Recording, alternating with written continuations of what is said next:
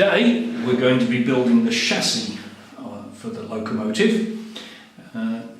This is the actual chassis itself, the piece which holds the motor and the wheels. The motor's here, and in our first setup we're going to just put together the motor, the chassis, and we'll hold it together with two tiny little screws. Be careful with these, don't lose them. Just put those down for the moment. Just before we start, you'll note that the workplace has been laid out actually how you'll see it done in a factory if you go there. So everything is marked, so where this screwdriver goes there's a mark there to show it, and if somebody's taken away the screwdriver, as soon as I walk into the workplace I can see that something's missing and I can ask where it is.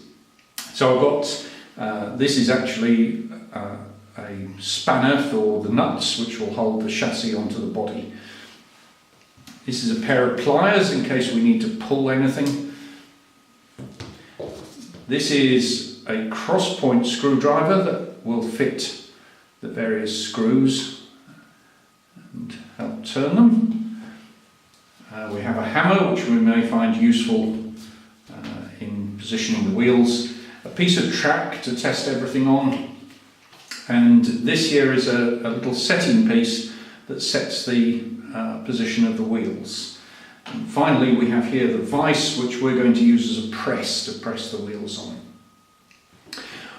So let's start by assembling the motor. The reason I do this now is because the screws are very, very small, and if we've got wheels and axles here before we try putting them on, it's going to be difficult to put together. You should have the gear already on the motor. If you haven't, be very careful when you fit it, because it's quite a tight fit on the shaft, and if you push too hard you'll actually push the motor shaft through the motor and damage the motor. So if you do have to do that yourself, find yourself a hard surface, and this vise actually has a little pointed end, and that's exactly what this is for, and you put it there so the shaft is on there, and then you can tap the gear on. This one's in the right place, so I won't push it any further. The motor goes into this large hole here which has two small holes by the side. You'll see one of the holes is actually broken through, but don't worry about that. The gear just fits through the hole, so push that through. And you'll see on the end of the motor there's a little don't know what you call it, a little flange on the end, and this will fit exactly in that hole. So the motor, when it's in there, can't be moved, and all we need to do is get it to fit. Now if you look on the end of the motor there, you should be able to see two little black holes beneath the screw holes in the chassis. If you don't, you twist the motor until you can find them. Now as it happens, I've got those exactly right. This is quite tricky because you actually need three hands here. Okay, one hand holding this, one hand holding the screw, and one hand holding the screwdriver. So we'll make use of the bench, and we're going to put the screw on here.